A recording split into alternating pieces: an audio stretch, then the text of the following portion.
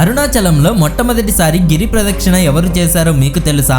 ఒకసారి కైలాసంలో శివుడు తపస్సు చేస్తున్నప్పుడు పార్వతీదేవి అక్కడికి వచ్చింది. ఆమె సరదాగా వెనక నుంచి వచ్చి శివుడు రెండు కళ్ళను తన చేతులతో మూసేసింది.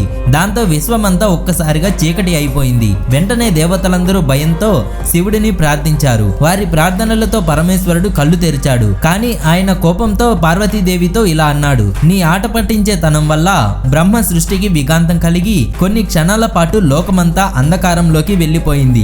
దీనికి పరిహారంగా నువ్వు తక్షణమే భూలోకానికి వెళ్లి తపస్సు చేయాలి. అంతేకాదు, తపస్సు ముగించాక నేను కొలువుదీరిన అరుణాచలంలో గిరి ప్రదక్షిణ చేయాలి అని అంటాడు. శివుడు చెప్పినట్టే పార్వతీదేవి భూలోకానికి వెళ్లి ఘోర తపస్సు చేసింది.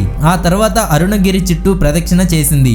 దాంతో పార్వతీదేవికి పాప పరిహారం పూర్తయింది. అప్పుడు శివుడు కాంతి రూపంలోకి మారి అరుణాచలంలోకి వచ్చి అగ్నిలింగంగా మారాడు. వెంటనే పార్వతీదేవి కూడా ఆ అగ్నిలింగంలో ఐక్యమైపోయింది. ఆ రోజు నుంచి స్వయంగా దేవతలందరూ గౌతమ మహర్షితో పాటు అరుణగిరి చుట్టూ ప్రదక్షిణ చేయడం మొదలుపెట్టారు. ఫ్రెండ్స్, ఈ వీడియో నచ్చితే ఓం నమః శివాయ అని కామెంట్ చేయండి.